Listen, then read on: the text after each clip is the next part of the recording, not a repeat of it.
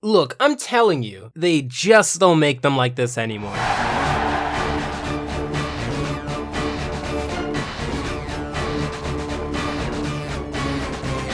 When it comes to amazing ideas tragically cut short, Invader Zim is the internet darling, and for good reason. The show is unique, providing a different atmosphere compared to its peers at the time. While the Fairly Odd Parents Rocket Power Cat Dog, as told by Ginger, and later Jimmy Neutron and Chalk Zone, offer their brand of entertainment, none of them were necessarily dark. Sure, you had shows like Real Monsters, a show I've covered a while back actually, but by the time of 2001, it would have been already over for years. So, going back to the early 2000s, looking at Nicktoons, I answer the question, did Invader Zim start off well? One thing you must not leave on the table when talking about Invader Zim is the sound composition. We're talking on the memorable levels as an Ed, Edd and Eddy, a Phineas and Ferb, a Danny Phantom, as far as the 2000s go. It has this conquering feel to it, solidifying the show as this imperialistic sort of comedic take on 11 minutes, except this pilot is 22 minutes, so strap in. We see a ton of people who look like Zim, also called the Urkin race, gathering for a momentous ceremony, where the best of the best will go on to conquer planets in their plan called Operation Impending Doom 2, broadening their dominance of the universe. We meet the almighty tallest, their power and control being just because of the fact that they are the tallest, apparently, who are just a fantastic duo. See, I told you they like the lasers. Everything is lasers with you.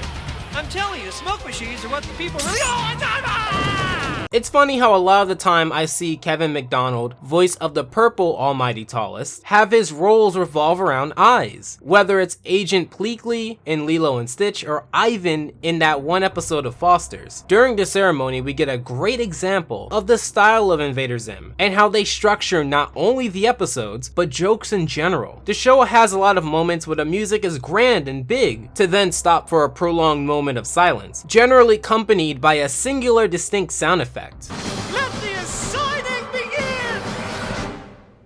Woo! Step forward, Invader Larb.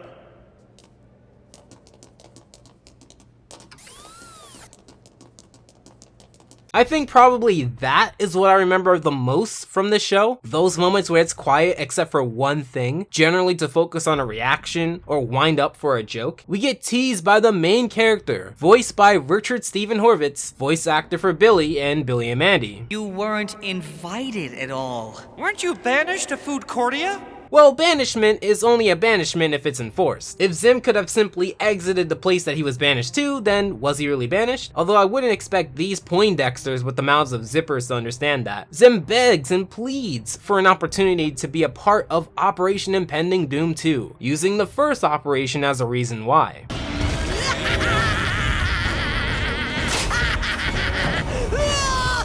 Twist those knobs! Twist those knobs! You, pull some levers! Pull some levers! You see, Zim, this is why you can't load up on Age of Empires, World of Tanks, and destroy all humans before you go conquering. It's just something about those games that put you into a destructive mindset, you know? Speaking of World of Tanks is a fantastic app that...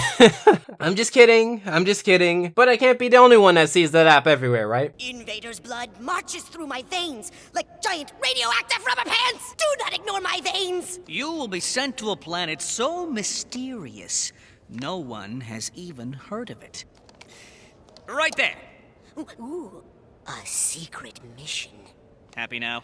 Yes. One thing about Zim is that he's correct. He does have invader blood running through his veins. Although this is a primarily comedic show like Ed, Edd and Eddy, Zim carries a large passion for what he wants to do, like Eddy, but has too much ignorance to be able to competently complete its task. Combine that with the fact that Earth most likely wasn't even a priority planet to conquer because sci-fi, and you have a great series. You kinda have to applaud that dedication, because that motivation just pushes the protagonist along, Zim, along with other great protagonists, despite generally not many people wanting Zim to actually complete his goal. The journey and struggle is what makes it entertaining, rather than hoping that he completes his goal. So going back to the artistic direction of the show, you gotta love these shots. This shot going from the notepad or sticky note into a direct downward path into Earth, it was just incredibly well done, especially for 2001. Sure, Google Earth would make this a breeze later on, but back then, it was a really good shot. I remember the colors of the town leaning towards these these purples and greens with blues here and there. I remember watching this show on Nicktoons, and I always remembered this show a lot better than shows around it due to its dark nature. Sometimes it's better to do what others are not doing, as long as you have a deep understanding of why going the opposite direction could help. It's like when I covered Cupcakery of Doom for my Greenlight or Garbage series, which, do you guys want another one of those? Comment down below. That short wanted to take the villainous pair and do something like this, where you place them in a town that doesn't see how evil they are with comedic inklings. However, where that show and this show differ is that show has a dramatically different color palette. It's very bright, colorful, and cute, whereas here, it's very ugly, dark, and grim in a good way.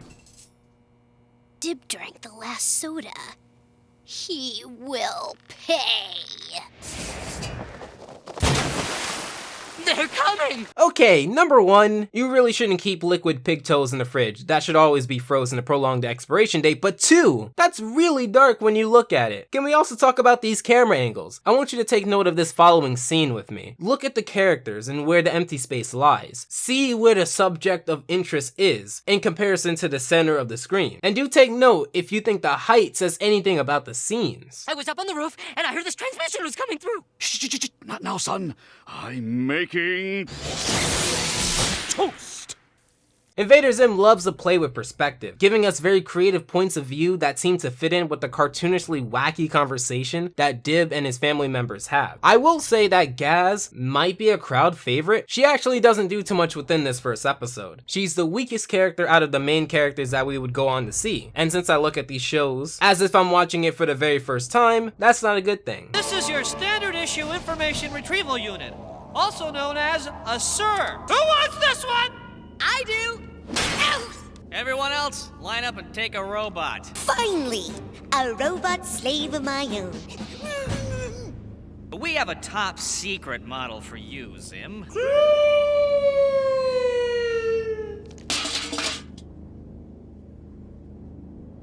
You know, I gotta say, it'd be one thing if you had a set amount of these robots, and since you weren't intending to give one to Zim, then you couldn't compromise on someone actually doing their job with the inept main character, but considering you have enough of these robots to fill up one of those demolished departments of Toys R Us, you probably could've gave one to him. But I will forgive these walking IKEA kits, for they give to us, after rummaging in these trash cans, which are hidden by the way, but come up when needed, a GUR, which isn't a SIR, but a GUR. A SIR being a robot companion designed to help collect data and information needed for the eventual conquest of said invader's task planet. Because this SIR or GUR was built with whatever was in the purple almighty's pocket, it's not as developed, to put it nicely. But GUR is what many people remember, and for good reason. Proximity warning. Planet ahead. Wait, that's not... A hurricane, also called a typhoon or cyclone, is a tropical rotating storm with winds that consistently blow 74 miles per hour or more. No, that can't be. That just has to be a different cloud in the sky, right? There's no way that they would put that. There's just no way. So because cartoon, they just so happen to land in the same city of the kid who just so happened to intercept the transmission in the sky. Whoa. The house building scene is truly something to note though, where Zim yells at GUR for not being quiet so that they don't attract attention in their native alien appearance. Their ship is equipped with the noisiest landing, noisiest disguise machine, and the noisiest home building device. But these scenes involve incredible animation that gives a ton of attention to depth. I would have said that this show would have been made, what, 2003, maybe 04, maybe 05? I mean, yes, it's dated in some areas, and thankfully since the show is grunge and dark and grim, it doesn't date as fast, is what I'm trying to say. These moments here set the show apart from some of its peers, which don't really have that attention to depth. Zim then researches school, yes with a K, this is still 2001, and we meet Mrs. Bitters. I love the character movements of Bitters, slithering around, appearing in the shadows. Although like Gaz, she's very cynical, apathetic, and pessimistic. It helps to distinguish the two, as Bitters is a lot more animated with her flavor of negativity. In fact, now thinking about it, it's actually this bleak environment that helped GUR blossom a lot more, becoming an arguably more beloved character than a lot of main characters around him. Am I the only one here who sees the alien sitting in class? There! Right there!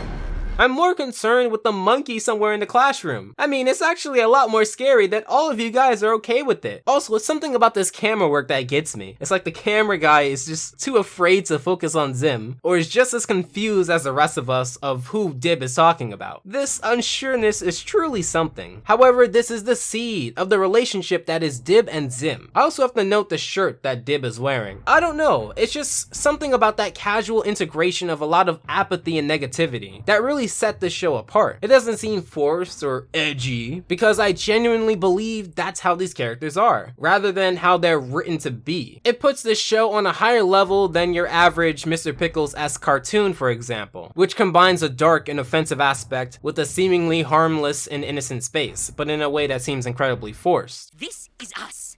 Now over here is Zim. See the difference? Anyone?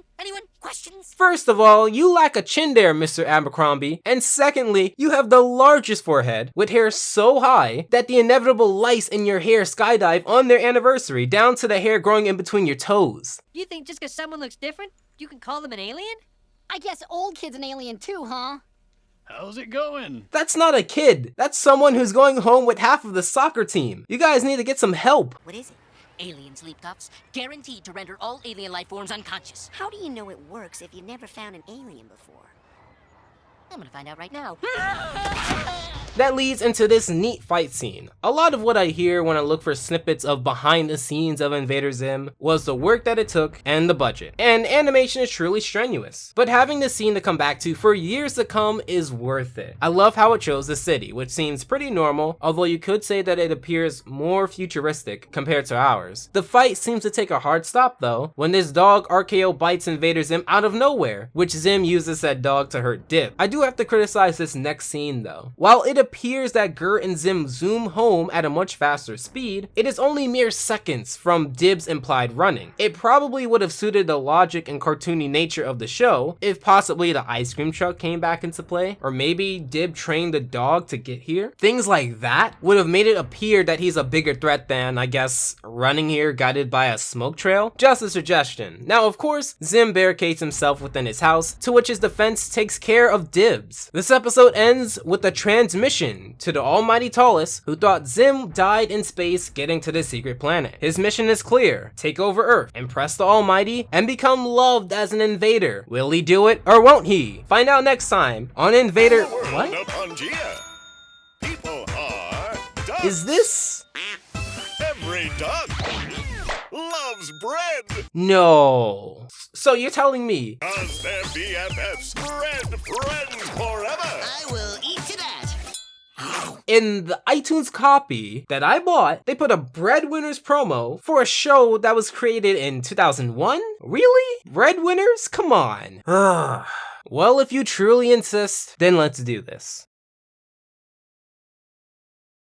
Alright, so you guys know what is next, Breadwinners, and did you guys think that Invader Zim started off well? For me, the answer is yes, absolutely. But I want to know what you guys think, so let me know in the comments down below. Social media and stuff is in the description below, and until next time, take care. Alpha out.